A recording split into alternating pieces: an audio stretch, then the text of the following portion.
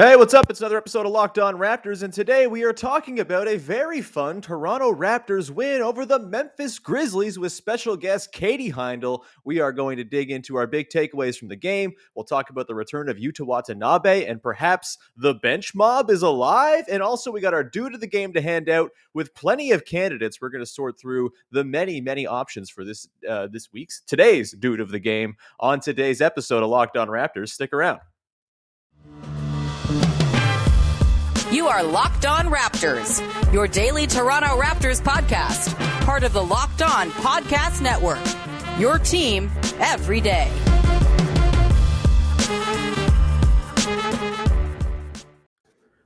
Hey, what's going on? Welcome to episode number 1065 of Locked On Raptors for Thursday, November the 25th. Happy Thanksgiving to our American friends out there. I'm your host, Sean Woodley of RaptorsHQ.com. You can find me on Twitter as always at WoodleySean. You can find the show at Locked On Raptors on Twitter as well. And you can find the podcast free and available on all of your favorite podcast platforms. It is very much appreciated when you take the time to support the show, subscribe, rate, review, tell a friend, and you can also do that on YouTube as well. So thank you in advance for joining our YouTube family, in addition to liking it on the favorite podcast apps and all that stuff. Also, thank you for making us your first listen of the day.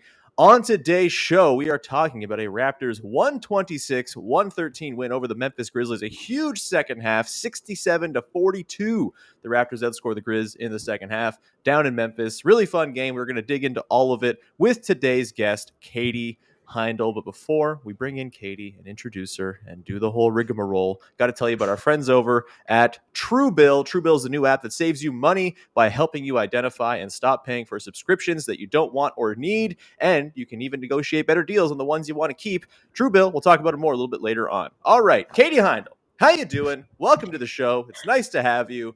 What's going on? I'm good, man. Yeah? Feeling good. Early morning pod with my friend Sean, having a coffee. It's all good. Yeah, it's not so bad. I also have the pleasure of working my day job for an American company. And so after this, I'm basically off for the day because no one's doing anything else. So I'm just going to take some time and it's going to be wonderful. Are you someone who vicariously celebrates American Thanksgiving in Canada? Do you post up with a festive special or something like that just so you can feel the joy that our American friends feel? No, I always feel like it's way too late. I'm ready for the holidays. I feel like we're all kind of waiting for Americans to get this part over with. Have a lot of American friends. And I have to say, this year, I don't know why, but this year I repeated, thinking I was extremely smart, just repeatedly kept messing up when Thanksgiving was. For a long time, I thought it was this weekend that just passed. Today I heard on the news, they were talking about American Thanksgiving, and I was like, it's today? I thought it was on the weekend. It's super weird to me. It's on a Thursday, but then all the American friends I have that I know are going home today or went home yesterday. It makes much more sense to me, but I was a little bit let down because I was like, I thought they just wanted to hang out with their families for a few extra days. It's not the case. Yeah, no, they're doing it to get to close to the good Black Friday deals near their parents' house in the box stores. Either way, happy Thanksgiving to our American friends. We're going to dig into a very fun Raptors game down in America as well, down in Memphis. The Raptors pull out a 126-113 win last night. As mentioned, 67-42 in the second half. The Raptors outscored Memphis. One of the better stretches of basketball this team has put together at any point so far this season. Kind of getting back on track a little bit here. You know, that they had a pretty bad spell there. I think they were 2-7 in their last 9 coming into this one, but now they've won 2 of their last 3. So who's laughing now? And they do have a chance to save a 500 road trip record if they beat the Pacers on Friday night, which is a nice thing as well. Katie, let's begin where we begin with every game recap podcast. What was your biggest takeaway from the Raptors win over the Grizzlies last night?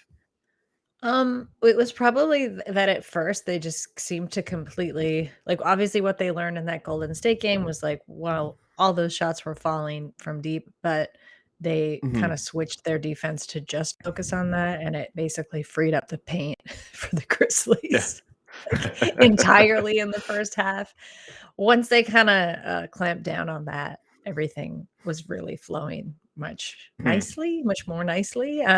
Yeah. I was super happy to see Yuta back. I think that to me was probably my biggest takeaway. Especially, it was nice that his debut could come against his former team, and he could show out like that. Yeah, probably Yuta, because I think like if we're talking about missing size with Kim gone, I like Yuta's capability there. I like how just like cool-headed he is. I like very much what he said post-game, which was when he was asked if he was nervous about going up for blocks anymore after getting dunked on, is that he'll never be nervous, and that's his job to just keep going. There's some poetry to Yuta Watanabe making his season debut last night, and Anthony Edwards pulling off an even bigger dunk Yes. than he put on Yes. Yuta last season on was it Gabe Vincent? My God. Yeah, he killed him. He's dead now. Yuta's off the schneid now. He is no longer Anthony Edwards' most notable victim. But yeah, I was really happy to see Yuta back as well. Obviously not an enormous game statistically from him, just 14 minutes, 3 points, didn't hit a shot, but went to the line 3 or 4 times. I think we saw that bench unit kind of have a little bit of cohesion last night, which is a really important development because that has been a sore spot for the team all year. The starters continue to perform well. Last night, every starter, 17 or more points, a really impressive showing, very efficient across the board as well. But you got actual tangible production from the second unit, and that was an enormous development. And I got to say, we've talked a lot, in the lead up to the Raptors getting healthier here about who might be on the outside looking in once they have their full complement of guys. And I got to say, after last night, I think my takeaway here is Chris Boucher's job seems like it's very much in jeopardy. He did not play a ton last night, just got in there for 7 minutes in the first half, did not come in the second half. And I think with Yuta, you're kind of getting the ideal version of what you would be getting from the best version of Boucher, right? Which is shooting and defense. And I don't think Boucher really look, it's one game of Yuta. He's got to kind of ease himself back in. I don't think he's guaranteed of a role either. It's going to take some time, and there's a million guys in this lineup who are worthy of minutes, it would seem. But with the way Yuta provides a little bit more stability to that second unit, I haven't loved the chaos crew that much with like Precious and Banton and Boucher. It's felt a little too chaotic at times, and there's not a lot of shooting out there. I think you breathe a little shooting in with Yuta. That Svi Yuta second unit is pretty interesting, like on the wings with the shooting and like sort of secondary playmaking they provide. And then you throw in Malachi Flynn, who had a nice game too. And I think you kind of might be cooking with something there as far as your second unit goes, like a Yuta, Svi, Malachi Flynn, Banton, and then insert starter here. Maybe that's kind of the way you go. And maybe it's for a time they ran that lineup with Precious Achiuwa out there as the lone starter with that group. It was a little hairy. I wasn't like thrilled with it, but it got the job done, and they survived the minutes they played. And yeah, I think Boucher is probably the guy who is going to benefit the least from the return of Yuta here. Are you similarly concerned for the future of Chris Boucher's playing time? No, because I think, yeah, you're right. Yuta's going to take up some of those minutes, and necessarily so. I think Nick Nurse is going to want to get him back in as many rotations as he can and just like up to speed. Boucher could stand to lose some minutes in that sense. But I don't think it's interesting what you say about that chaos, like that chaos trifecta, because I think the present work is like chaos kind of still needs an anchor, right? Yeah. And I think when we've seen Boucher perform the best chaotically on the floor, it's when he is freed up to kind of spring around and pop up and be long and weird, wherever he can get to, like kind of fill up the spots. But it's not him. It's not him like at the 5, right? It's not him in that anchor spot. And I think he's played best when there is an anchor there. So to some degree, I think Chris Boucher is kind of feeling maybe the most the lack of that defined big spot on the team. Yeah. I think he's probably having the most adjustments when it comes to getting as close to positionless as the Raptors are trying to get this season. I don't know that. So I'm not going to say it's out of his realm of capabilities to get there, but I think you're kind of seeing the growing pains with him, especially just like his timing has seemed so fraught, not just off, but completely like in another time zone sometimes than what his teammates are doing. And it's been pretty awkward, right? Like some of the most awkward plays and just like head scratchers have come when Boucher's on the floor and like he doesn't understand, like he's not really like drilling a play, right? And they're like, keep going back and keep trying to do the same thing and the same thing and the same thing. And Nick Nurse said that last night too. He's like, we just kept running the same play and eventually it clicked. It hasn't necessarily clicked for Boucher yet. Yeah, we will see there. I mean, I think you make a good point about how he is typically better when there is sort of a traditional center next to him. We saw last season the best of Boucher and Aaron Baines was when they played together.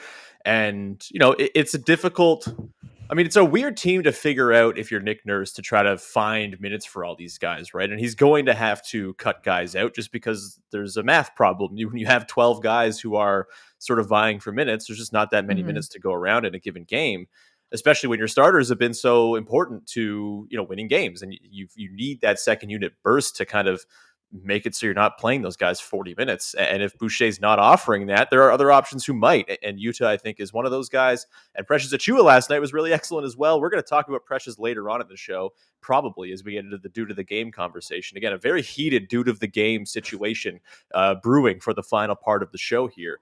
But that's, I think, a good place to leave off segment one there. I want to dig into on the other side, Fred VanVleet, who I thought was my big takeaway from this game. He was unbelievable. Like, really, this was a Fred VanVleet ass win, I think, is sort of my takeaway.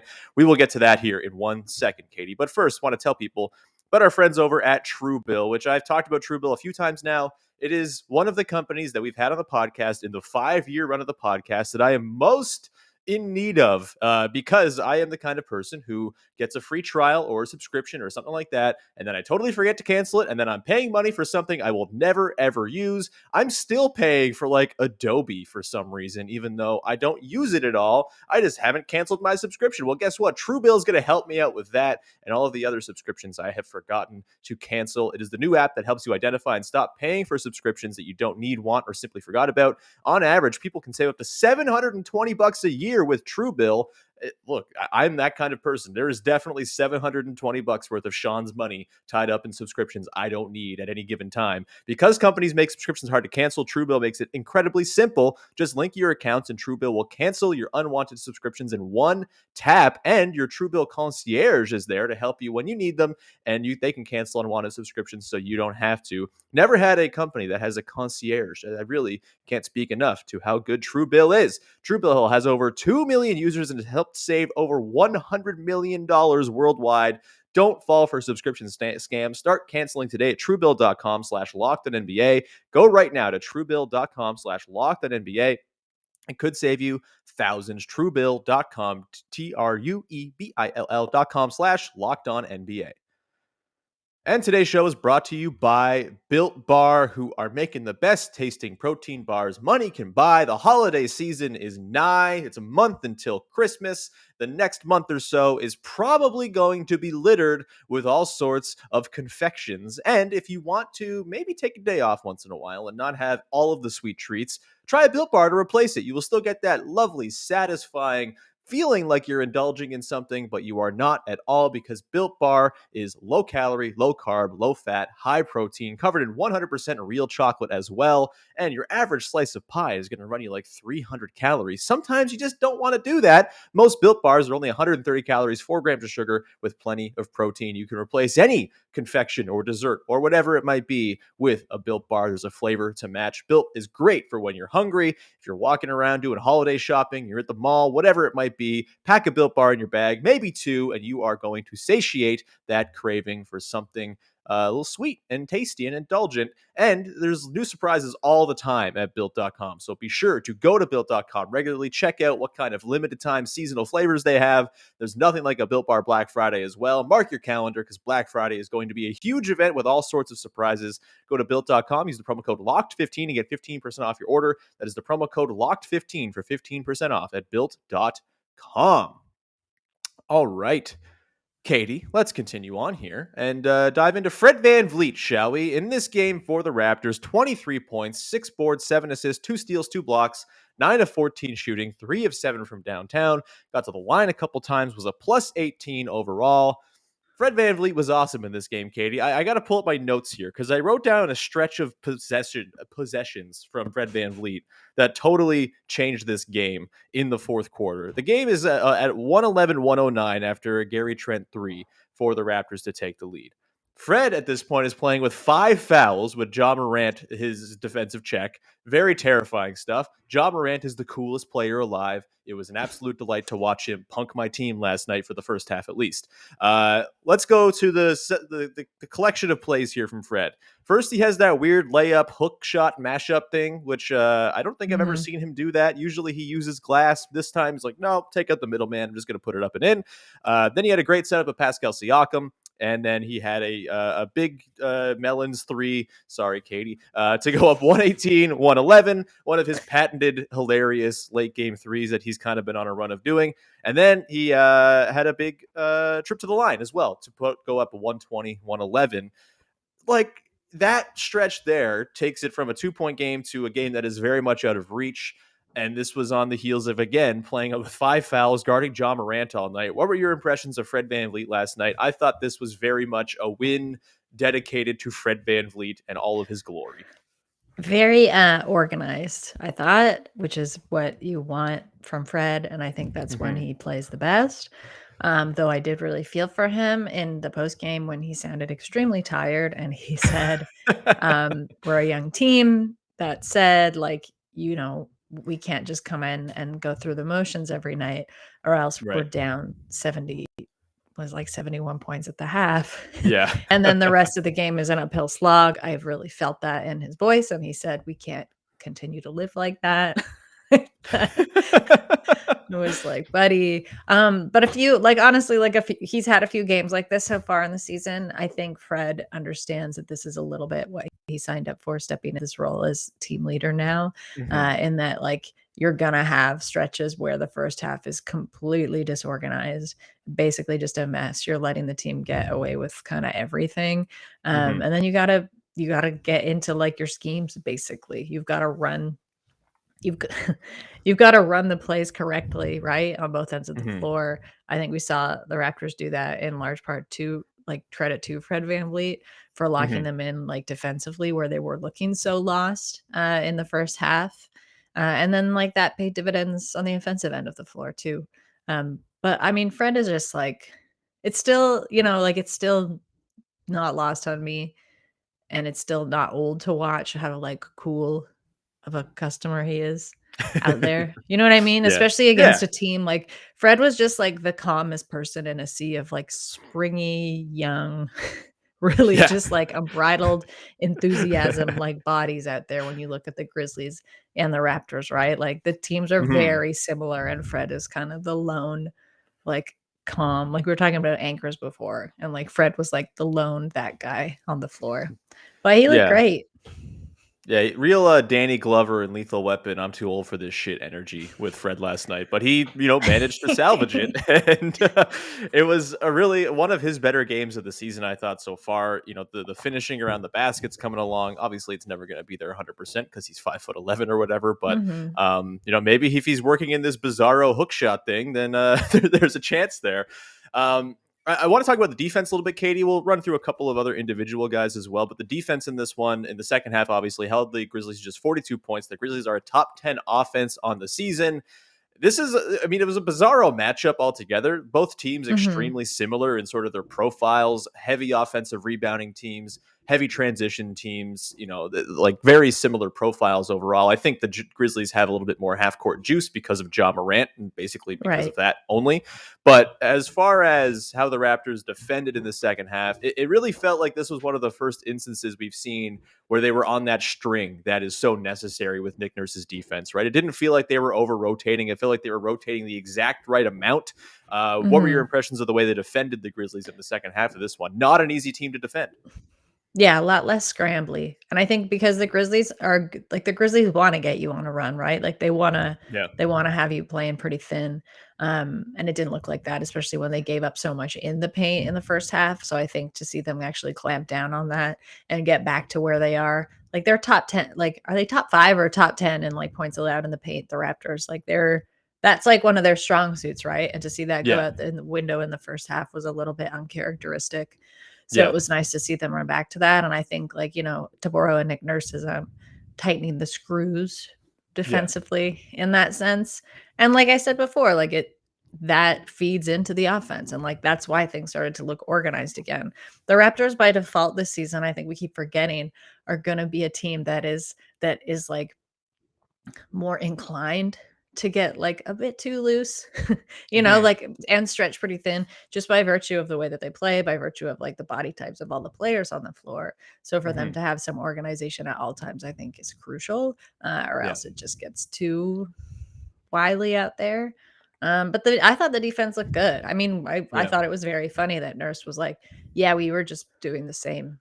We were just running the same play like over and over. But it's like, yeah, Yeah. that's what sometimes young players need, Yeah. right? And then something will, like, a light bulb will go off and they'll get it. And I think that really happened. Granted, like, the Grizzlies aren't, they kind of fall apart under pressure in that sense, Yeah. and you didn't necessarily even need to send out like a lot of double teams on Yeah. guys, like, they for them to shut them down, and just make them kind of obsolete in the paint. So I don't know, I thought it looked good. It'll be a totally different story against Indiana, but I think Yeah. it was a really good way to limit Memphis. Yeah, and especially after the very bad defensive first half, it was nice to see them Mhm. kind of figure it out. I mean, that first half drove me nuts. I think that's now 4 games in a row the Raptors have given up an easy transition bucket after a make. And that's Mhm. the stuff that like drives you insane because like what's the point of getting in transition and scoring your own buckets if you're just going to give it back the other way? And Mhm. we didn't see that in the second half. That's nice. Still lots of work to be done on the defense, obviously, and it's not really going to reach its peak until OG is back, you would assume, but hopefully that's coming soon. Quickly, let's touch on Scottie Barnes. I Mhm. thought he again did the thing where he has a quarter where he takes over, and I really enjoyed Scottie Barnes' work again after a pretty tough start. He's had some rough first quarters lately, and he still manages to find a way to have a productive night. But by the time it's all said and done, he managed to be productive and efficient in this one as well.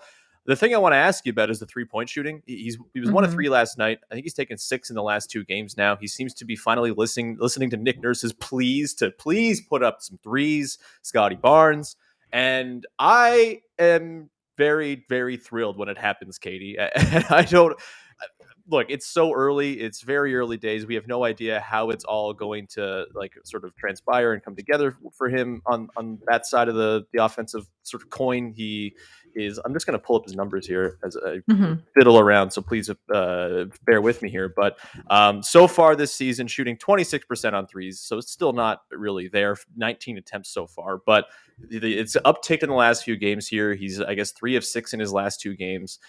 Are you like comfortable with this let it fly Scotty sort of mentality here? Obviously, there's going to be some trade-offs. There'll be some wasted possessions where it's just he's not going to hit them because he's not a refined shooter just yet. But the thrill of watching him hit one is pretty exciting stuff. And I don't know if we could have even expected him to be taking this many threes this early in his career, but he is, and I think it only means good things long term.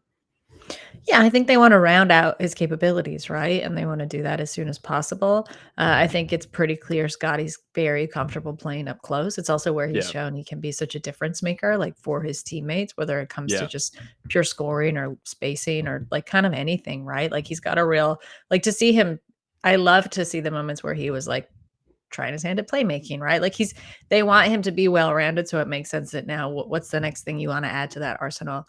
It's a hmm, three-point shot. So to see him kind of take a couple quarters to get, like, to find his rhythm and fall into that flow also makes sense to me because he's not the most comfortable there. It's like he's no, kind of going against his natural inclination, which is to stop downhill, right? Get up close and score hmm, that way. Um, and just like really get in the mix. I think it's a little bit weird for him to just stop, pull up, and take a shot.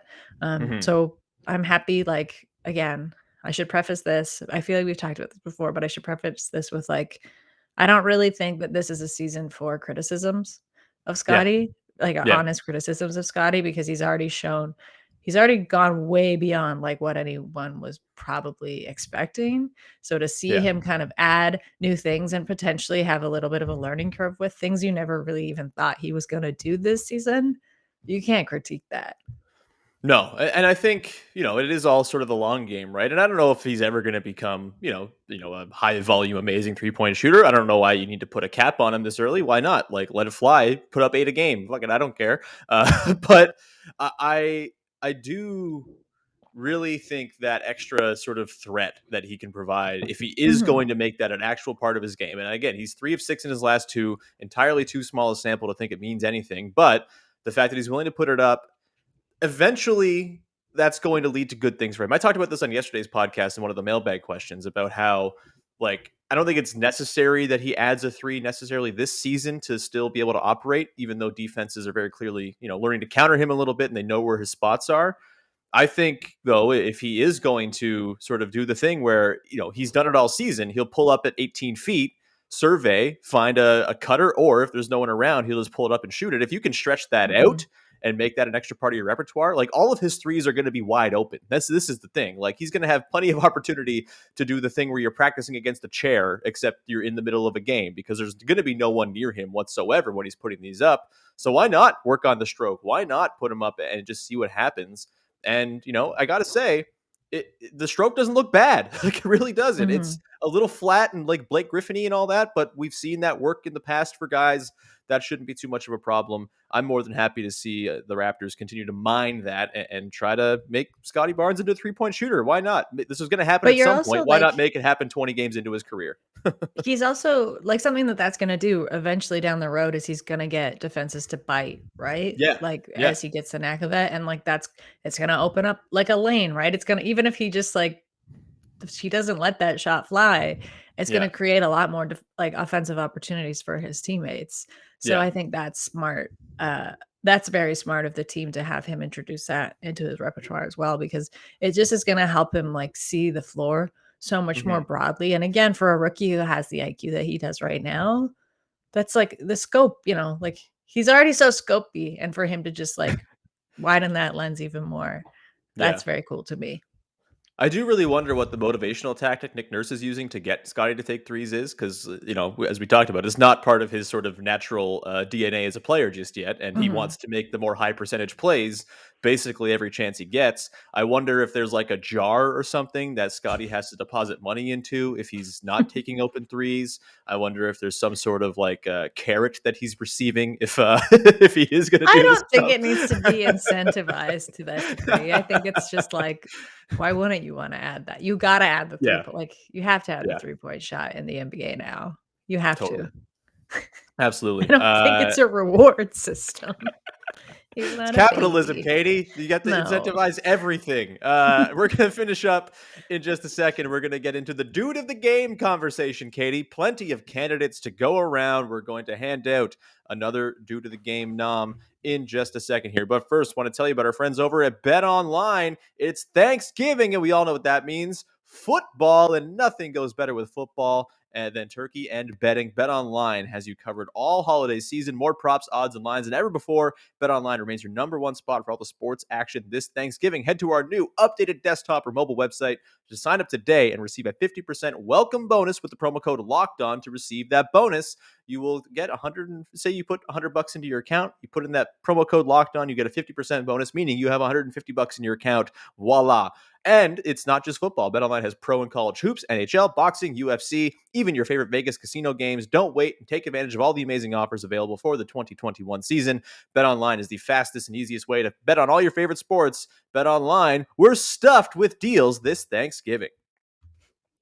All right, let's round this out, Katie, with the dude of the game. Normally, I know who the dude of the game is coming into the segment. I have a little graphic made up. It's all part of the production, the pomp and circumstance of the dude of the game. However, today I'm struggling. I don't know who the dude of the game should be. There are plenty of candidates here. Katie, let's run through some of them. I think Precious Achiuwa is one for his 17-point third quarter, where he just completely was on fuego, hit the three threes, was unbelievable, had a really nice defensive second half, I thought, as well. We could go with Gary Trent Jr., who led the team in scoring quietly and continues to be one of my favorite players to watch in Raptors history, very much along the Terrence Ross sort of line of thinking there for my brain. I thought you had Yuta Watanabe. You could get like a ceremonial due to the game. Malachi Flynn did the thing where he steals a ball from a waiting rebounder again for like the fourth straight time he's played. You've got Delano Banton had a nice little 4-point stretch. Svi Mykhailiuk had 8 points. We could even say Pascal Siakam had a pretty decent, I thought, kind of reserved, calm, didn't force anything kind of game, had some pretty good defensive attention paid his way, and just distributed it off to others and didn't force it. Katie Heindl, who to you is the dude of the game? I will give you the final say here. I've given you the candidates. Who you picking? Thank you. It's a lot of pressure, but I want to give it to Precious just because of the struggles that he's had in a couple games going into this game.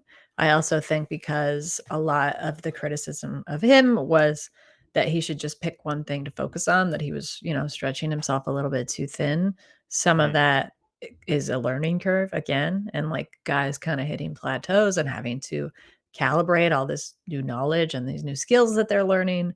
And I think last night that he showed that, yeah, he's taken that information and he's utilized it, but he's also showing that, like, you know what, like, no, I can do a little bit of everything. And that's like where the team needs me to show up, and I'll do it. So last night we had the shooting. Yeah. It's also obviously nice when shots fall, but he was putting himself in great positions for those shots to fall. I thought his defensive reads were really astute. I thought he just looked really good. He looked extremely confident. He was playing a really physical game. He gave them a little bit of everything, and he helped them like dig themselves out of that hole that they got themselves into at the half. So it's Precious for me all the way. Precious Achiuwa, your 2-time in a row due to the game winner. He picked it up against the Warriors on Sunday as well. Yeah, I am inclined to agree here. I think he deserves some flowers for that third quarter where he really turned the tide for the Raptors offensively. And I think what was different about Precious's game last night, like he took 3 threes, which is a little bit kind of out of the norm for him. But it didn't feel like any of his buckets in the third quarter were sort of him. Like this is the kind of trap he gets into where he's trying to be the initiator. He's trying to be the guy who sort of ignites the offense, and he's just not refined enough and sort of he doesn't have the processing speed just yet to be that guy in comparison to the other guys he's sharing the floor with. You would rather Fred or Scottie or Pascal to be creating as opposed to Precious. Whereas in this instance, in the third quarter, it felt like Precious was just on the receiving end of all the playmaking that everyone else was doing. It was very much within the flow of the offense. And, those threes weren't like out of control pull up threes. There weren't like the drives into the paint where he didn't have a plan. He was on the receiving end. He was the beneficiary of the other guys getting into the teeth of the defense or whatever. And he, adequately filled that sort of last outlet kind of role. And I thought he was fantastic. It was wonderful to see. And I continue to be really impressed with his defense the last couple of games as well. That, I think, is way ahead of where his offense is overall, though it was really nice to see him kind of mix in the threes and the around the rim scoring in this one. Yeah, I think that's a totally worthy dude of the game winner. Precious Achiuwa 2 times in a row, now tied for the lead in the dude of the game leaderboard with, I believe, Malachi Flynn's in there, and I think Delano Banton and Fred VanVleet also have 2 wins apiece as well. A quick shout out to Malachi Flynn, Katie, in this one. He's not the dude of the game. However, I thought he was really effective. He got meaningful run in the first quarter of this game, which I think is the first we've seen all season long from Nick Nurse. Had the 6 points, the 4 assists, 3 of 4 shooting. A couple really, I think he had a really nice, he had a really difficult high off glass finish. I don't know. There's a lot in there in this game. It was a very loaded sort of plot line to keep up with. But I thought Flynn, he's a guy who can create his own shot, which is something that second unit really needs. And I'm fully on board with just regular full-time backup point guard Malachi Flynn. But another note, too, is that they, for a second in the fourth quarter, dabbled with a super small lineup of VanVleet, Flynn, Trent, Barnes, and Siakam. I'm ready to see a little bit more of that, too. Like, give me the multi-point guard looks. Have Fred kind of running around off ball. I think both Flynn and Fred can be really effective off-ball catch-and-shoot guys while the other guy creates. Thoughts on Malachi Flynn? Has he finally ascended into full-time rotation duty with his game against the Grizzlies, Katie? He's getting there. Yeah. But you know, my feelings about Flynn is that it's unfortunately he's gonna kind of catch 22, right? He Yeah, needs the minutes, but thus far it hasn't seemed like Nick Nurse has trusted him with the minutes. sure. So it is nice to see him kind of breaking that rhythm a bit on his own behalf. So yeah, sure, let's trust him. This is a season where we should place our trust and patience a little bit more in these guys. Yeah, embolden the youths, I say. Mhm. And yeah, like I said, I think the Flynn, Banton, Svi, Utah sort of backbone of a second unit. Look, they're probably going to mix in multiple starters once they're fully healthy. But those four guys, if those are your first four off the bench, and then Precious is in there as well, obviously it gets really tricky because there's going to be 11 or 12 guys who are worthy of minutes at this point once they're fully healthy, if they're ever fully healthy. So it's going to be sort of a moving target as to who that second unit is going to be. But that foursome, I think, makes a lot of sense.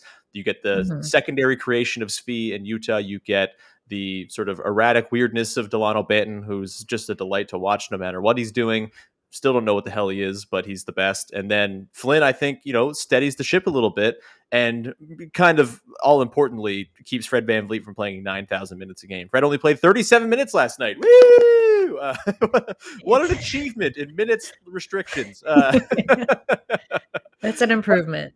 Yeah. But Katie, that is going to bring us to the end of today's episode. Thank you so much for being here. Thank you for doing the tough job of naming the dude of the game today. I'm glad I could pawn that decision off on you. So if the people get mad, it's not with me that they can get mad about. Although I did had a few people jump in the mentions last night and say Precious is obviously dude of the game. It's the segment everybody's talking about, Katie. It's actually happening. Either way, we have reached the end of the show. Katie, anything that you would like to promote? Yeah, sure. I will promote Basketball Feelings. I'm recording the next episode of the Basketball Feelings podcast a little bit later today with an American guest who has graciously given some of their Ooh. time on Thanksgiving. Again, my fault. I didn't think it was today, but they agreed, so it's happening. And you can find that at basketballfeelings.com. Excellent. I'm a subscriber. I highly recommend it. You should go and subscribe and give Katie your money for Basketball Feelings. It's worth paying for, let me tell you. You can also listen to me and Katie on another podcast called Mhm. Basketball. It's our sort of general NBA adjacent podcast. We had an episode today with stand-up comedian Mike Malloy where we accidentally grew an affinity for Danny Ainge and the Celtics. Got really weird. Not at all what I expected, but you can go listen to Basketball. Subscribe to our Patreon page as well at patreon.com/basketball. There's two H's in that URL in the part. You can also subscribe to this podcast and tell a friend, rate, review, subscribe on YouTube. It's very appreciated when you go ahead and do that. And we'll be back again on tomorrow's podcast. Thank you for making us your first listen of the day. Go make your second listen of the day. Locked On Fantasy Basketball. Josh Lloyd's Australian. He's not taking the day off for Thanksgiving. So go listen to Locked On Fantasy Basketball. Josh is giving you all the goods to get you through your fantasy basketball seasons with DFS and full season advice. And until tomorrow, thank you so much for being here. We'll talk to you again then with another episode of Locked On Raptors. Bye-bye.